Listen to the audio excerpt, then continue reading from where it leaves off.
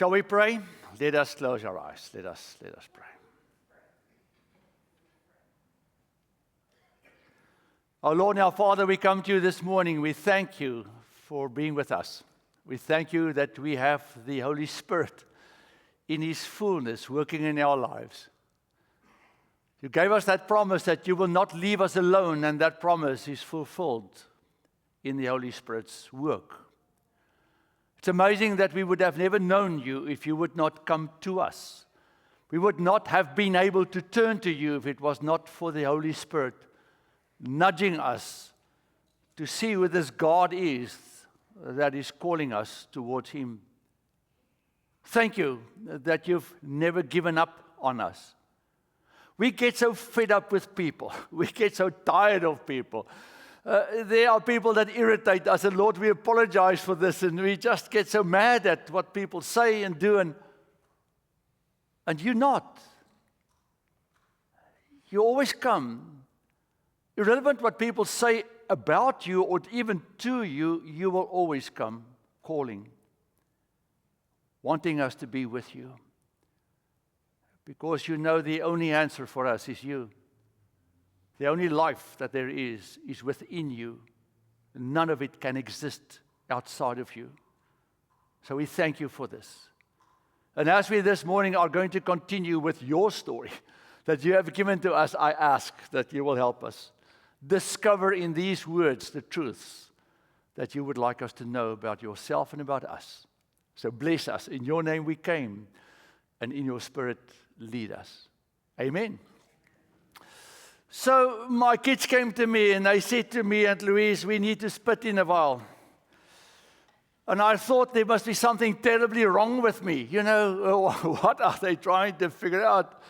Then it told, no, Dad, we are going to find out where you are from.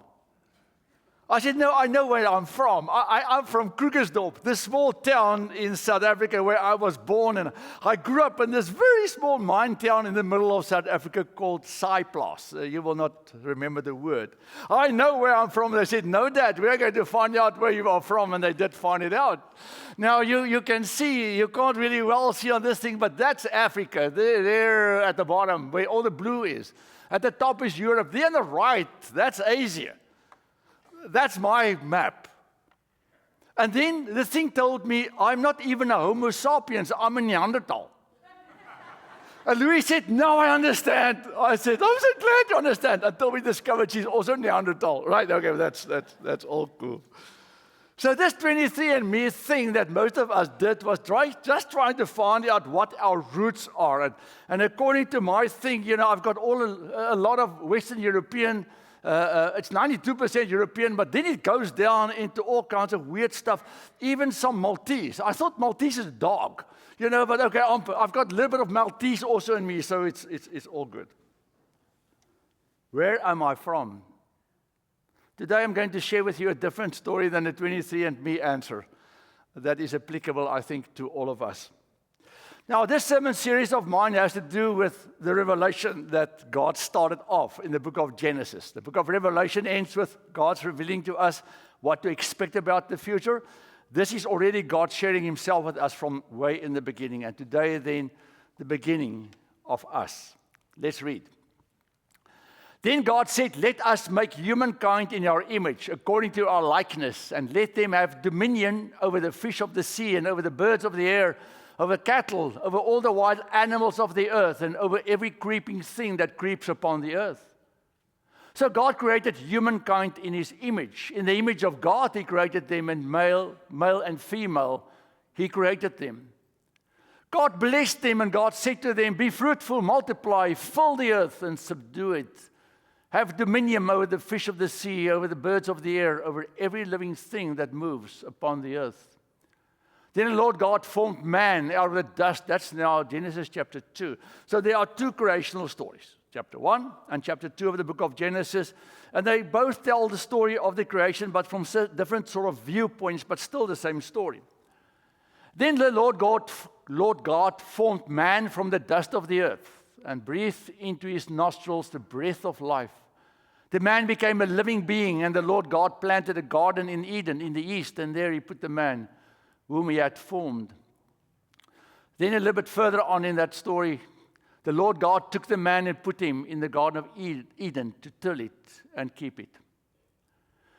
Now, I'm going back to Genesis chapter 1, because these sort of the sequence is now more like this.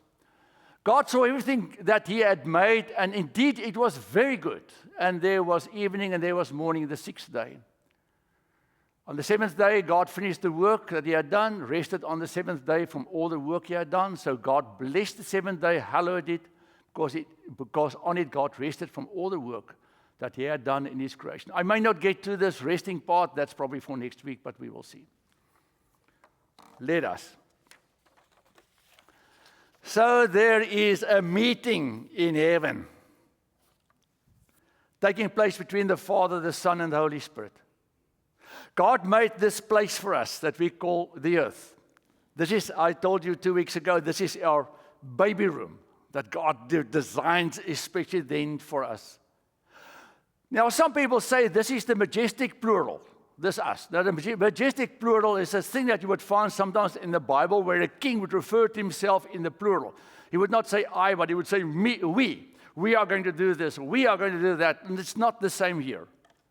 This is definitely the Father, the Son, and the Holy Spirit, because they were involved from the beginning of creation. I said to you 2 weeks ago, the Holy Spirit moved over the waters. He sort of gathered all the stuff. Then God, through Jesus Christ, created the universe as we now see it. So Father, Son, and Holy Spirit present also then when they have this meeting to decide to create the ultimate, the crown of his creation. Us. Crown of his creation.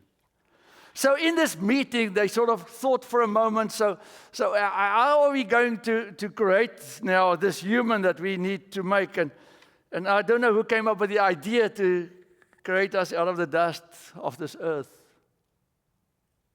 And I think there's a reason for it. Because God wanted us to know we are from the earth and for the earth. This is our place that he has given us that we need to protect. This is our place that he gave us that we call home. This is the place that God gave us to have dominion over, and I will get to that in a moment, a little bit later. But God wanted us to know that this is our place and no other place is ours. Now, immediately people are going to come and say, but Ferdy, what about aliens? You know, so we are from the earth. So is it possible that God made different humans that's on a different planet on the other side of this universe? And this is now fantastic because I think on Friday or Thursday, they released all these new material of the UFOs that is now sort of surrounding us and flying around us and doing all kinds of fantastic things like crop circles and whatever. Astrophysics is the answer. Now, I apologize for this. I know this is not a lecture in physics, but I need to share this with you real quickly. I've had countless of people say to me, Pastor, so do you think there are aliens? Do you think really we will find some other form of life that's from a different place on our earth? And I would say, absolutely not. It's impossible. And let me explain why. The closest sun to ours, it's there. It's Alpha Centauri, or Alpha Proxima. It's a two sort of constellation. That's the closest sun to our thing that is now burning outside there. It's 4 light years away, 3.5 to 4 light years away. It means that for the sunlight from that sun to reach us, it takes 4 years at the speed of light that's 186,000 miles per second. So to go to that sun and to come back will take you 8 light years. With the Voyager that is now traveling, this is the fastest thing we have built that has left our Earth. The Voyager will take 75,000 years to get to Alpha Proxima. Return 150,000 years to go there and to come back and make a crop circle.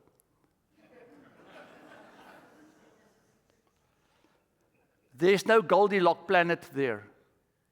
We know for sure that this constellation do not have a planet that can easily or in any way sustain any life. It's impossible because the planets that are there are too small. They have certain problems. They do not have certain things that we know they should have. So somebody, no, not somebody, but the guys who knows this, they used the Webb telescope and all the other things to peer into the sky, and they said, we think we have found a planet that we think may sustain some life. It's called K2-18b. It sounds like a mailbox to me.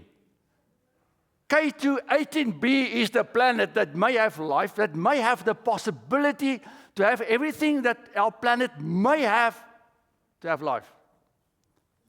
124 light years away. It will take millions of years. At the speed that we are traveling at this point to get there, it's impossible. So, if somebody comes to me and say aliens, I would say, where are they coming from? Even if they move at the speed of light, the closest one is 7 light years away. 7, that's now the round trip, or 8, round trip.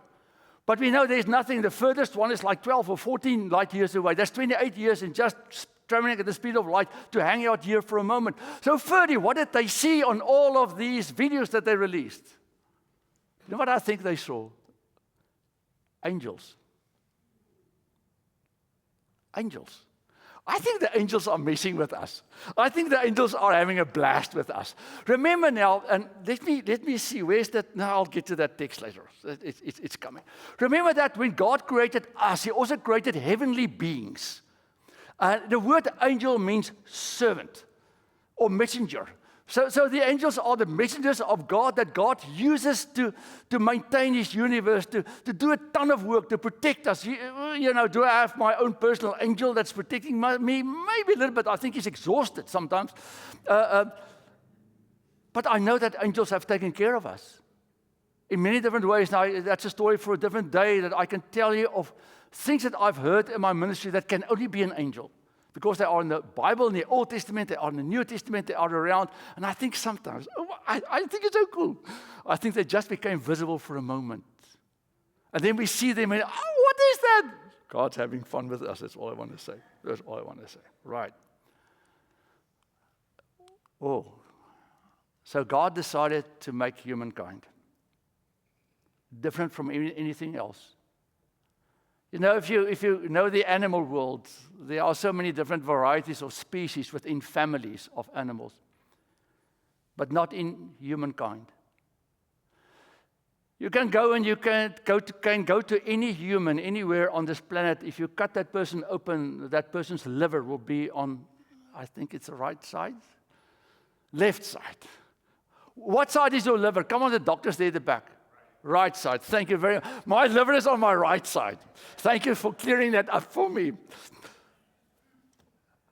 My kids told me that last week. I should have remembered it. Any human, it doesn't matter what country, what color that person's skin is, what language that person speaks, on the inside exactly the same. This is a picture of a human cell, one cell. You have millions and millions and gazillions of those in your body. Look how complex that is. It's a guy that has been studying this for years and years, and he sort of made an image of what a cell looks like, and the biologist will tell you what that actually is. All those things inside. Part of your gene pool is in that cell. Humankind has this thing that makes us the same. Animals, all these varieties, and that's what drives the evolutionists crazy. Because where are the different kinds before we came that we are now? There's nothing in between. It's human, done. Because we were made human by God. Humankind, different from anything else. So He made this doll out of dust. Designed this doll. But the doll did not live, because life can only come from life. And then God came and He breathed life into this dust doll of His. They've succeeded with the technology that we now have in our science world. They've succeeded in recreating a human cell. Not that they want that not a human cell, the most basic cell, amoeba. An amoeba has a membrane, it has a vacuole, it has an enzyme, and it has a few other things that's now not relevant. But it's easy for us to recreate a amoeba. That's the most single cell that you'll find. It's a single cell, that's it. We can put everything in that thing that we know should be in an amoeba. They can't get it to start. They've placed that thing next to hot water, boiling water, into mud, into anything. They power, electricity, whatever. Everything they think that should have helped for this thing, a protein, whatever, to start. Can't. They accelerated time. They thought, okay, if you leave this thing for millions of time, let's accelerate time a little bit for this amoeba and see if it will start. Nothing. Why? There's no way that life can randomly happen. It is impossible. You know what brought me to Christ? I've told you many times. Science. Science. And I'm sorry I exposed you to so much science, but that's what brought me to Christ. To realize that if you really understand how life works and the complexity of life, it's impossible for life just to randomly start like this out of the blue. Otherwise, life would have continued to start all over. It's not happening. God breathed into us and into the other things that's running around on this earth. Life. Because it can only come from Him. So, I read the story. What's the time now? I've got time. I read a thing about a Jewish scholar who did a study on the book of Genesis. He said, the word for breath is ruach. Ruach. That's the Hebrew word. Actually, that's how it sounds. He says, if you listen to someone when that person is running and that person is really breathing deeply, you say, if you make that sound and you bring a little bit of sound in your breathing and you can hear the word ruach. Ruach. He said, it is as if every breath of you says, Spirit, Spirit. In South Africa, there was a guy once that was sitting on a bus and a person was cussing or whatever, and he looked at that person, he said to him, is that how you want to use the breath that God gave you? Is that how you want to use the breath that God gave you? Because the breath that you and I breathe came from God. Not only the oxygen that we inhale and CO2 that we exhale, not only the fact that our lungs actually is like this huge machine that can take oxygen out of the air and give you the energy, that your heart and your mind and all of these things will work. But that breath comes from God Himself. So, what's amazing is that the same word for breath is used in the book of Acts when the Holy Spirit comes. Because we find two creation stories in this sense. We find the creation story of humankind in the Old Testament where God said, I'm going to make this human. I'm going to make someone. I'll get to in my likeness in a moment. I'm going to make this human, and this human is going to be fantastic. And then a lot of stuff happens at some point. God says, I'm going to make a new body for me. That's my church. And as God breathed into Adam, his life, God came through the Spirit and He breathed into His church, God's life. And that to me is, again, one thing that brought me to Christ is, go read the story of the church. If you read the story of humankind, it's fascinating. Read the story of the church and you will discover that the church has gone through so much pain, hardship, trouble.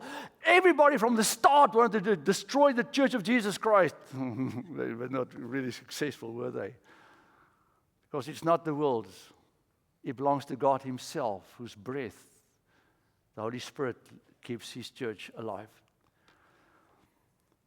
But then God added something else. He said, let's make this doll. Let's give this doll breath, life, but let's make this doll extremely special. Let's create this doll in my image. Now I've got this guy here that just woke up with his cup of coffee in the morning because I think we all feel the same a little bit. If I wake up in the morning and I stand in front of the mirror in my hair, I don't have much hair anymore, but the few I have stand in many different directions. And I still need to shave, and your eyes are not that awake. Can this be the image of God that I'm now looking at?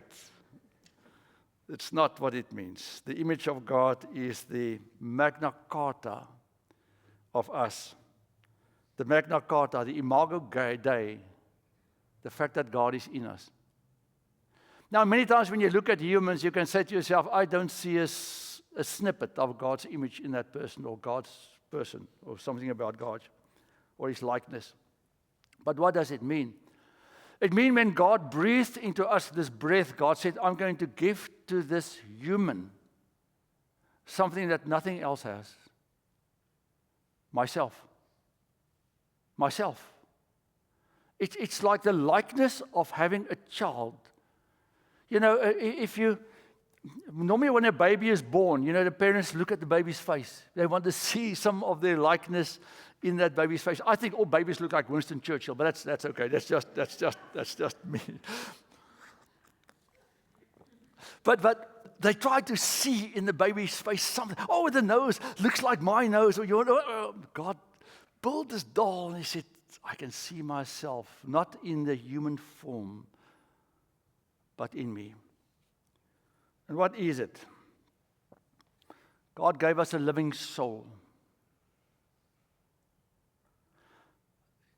With respect, your dog doesn't have a soul. No animal has a soul. A soul is that thing that makes you connect in a very special way with others and with God.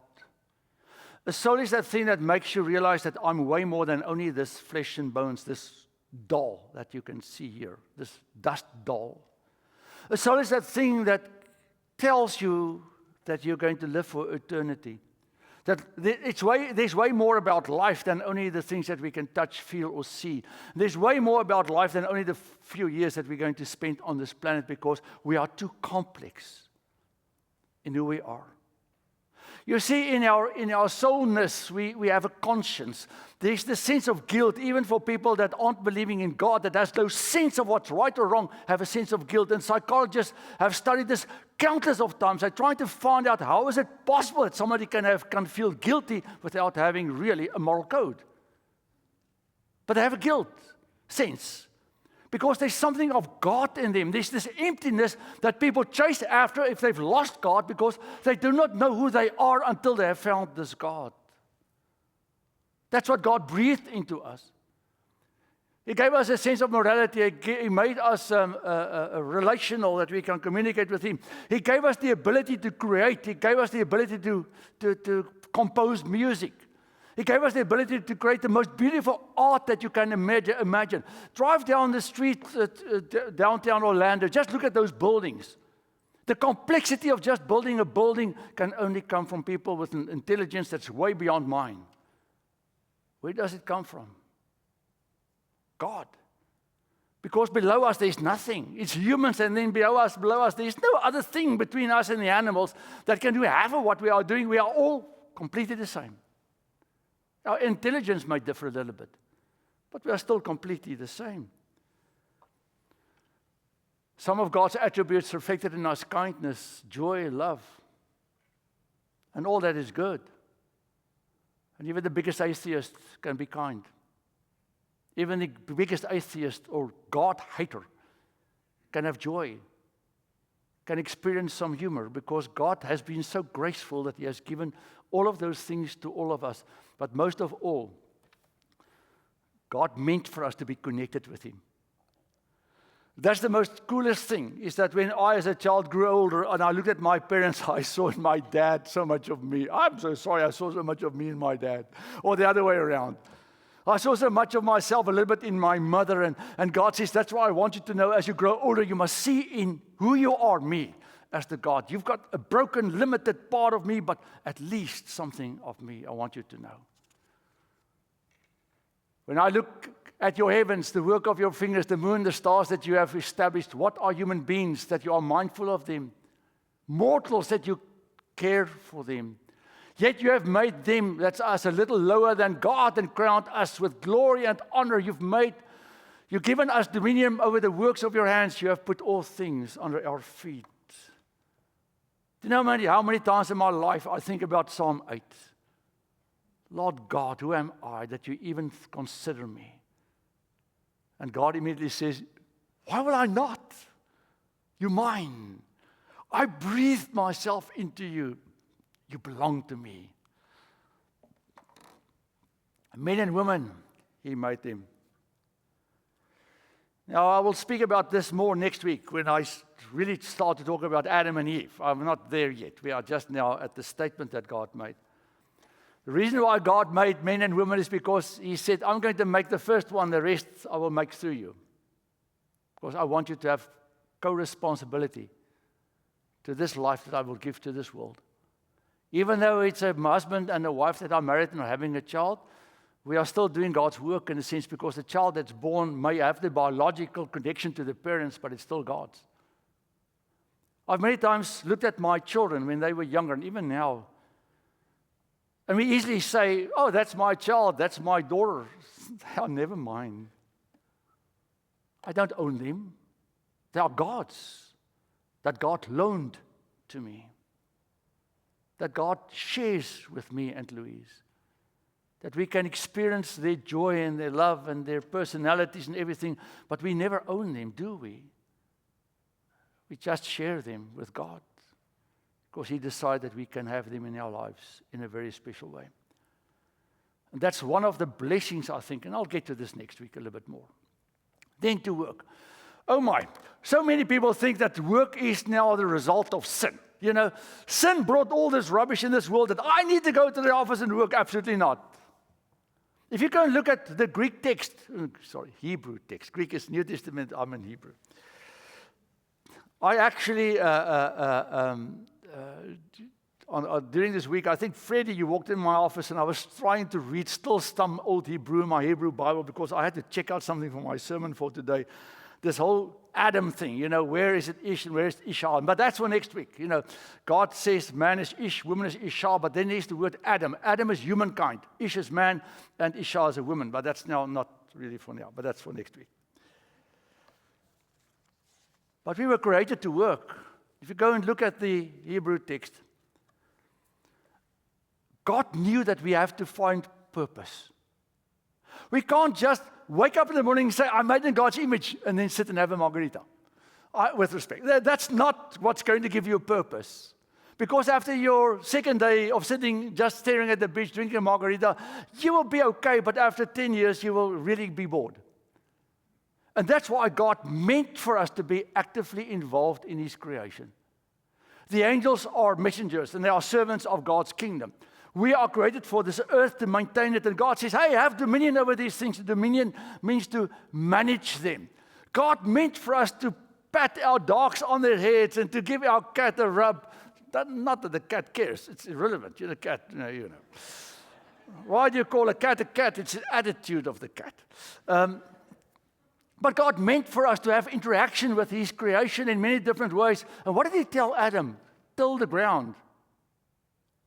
That means to plow. That means to plant. That means to, in the Garden of Eden, where they have all these things to eat, God says, hey, I want you to have that little land, and you need to go and do some stuff on the ground and plant, and you'll see fantastic things. And I think Adam just gave him a big smile, because you could do it the whole day without sweating, without getting tired, because that is what sin brought. Sin brought weeds. Sin brought tiredness and sweat and stuff breaking and making it very hard for us.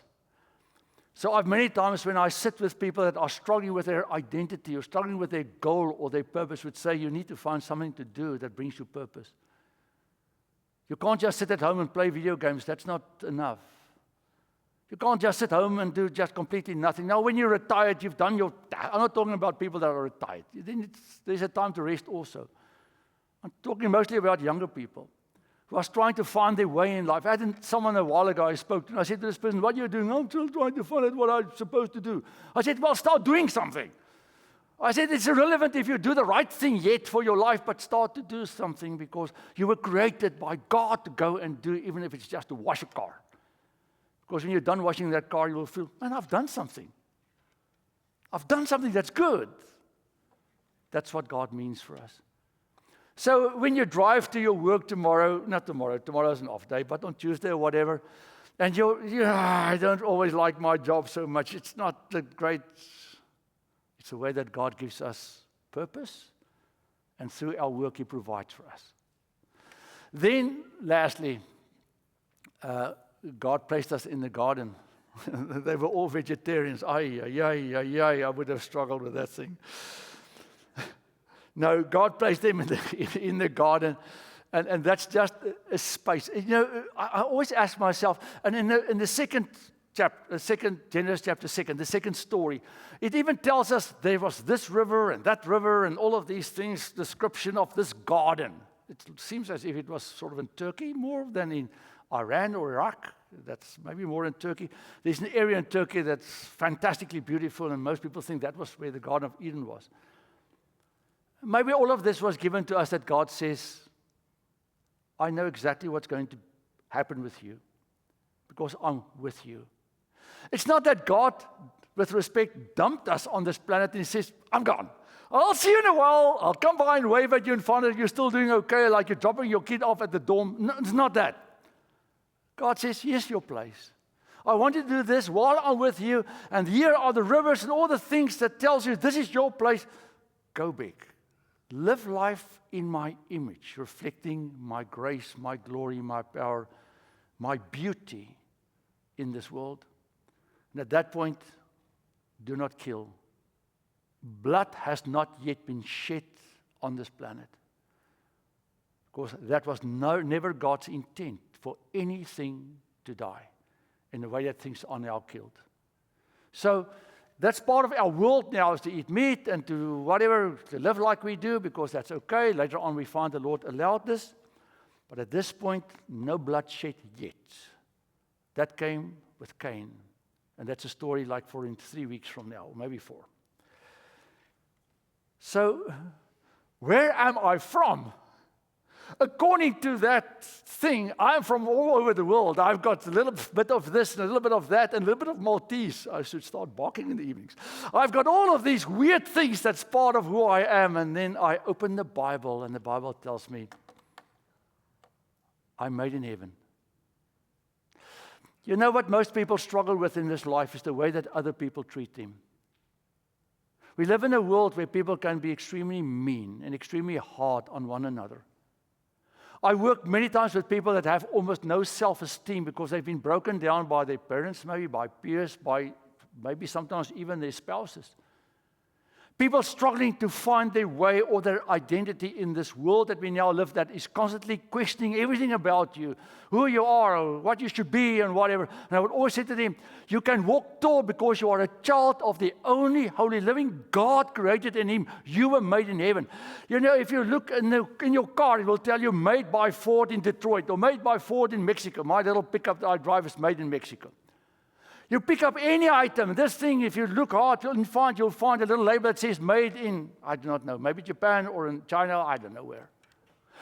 If I look on my tummy right well, it says made in heaven. Maybe my belly button is the thing that tells me made in heaven, even though I came from 2 parents. Because I am like you are. Made in heaven by God. And therefore, He owns us. Therefore, He knows us. Therefore, He's the only one that can give us the workshop manual of life because He knows how we're supposed to operate in this world. What an exciting thought. Walk tall. Live life big because I've got a big dad. Amen?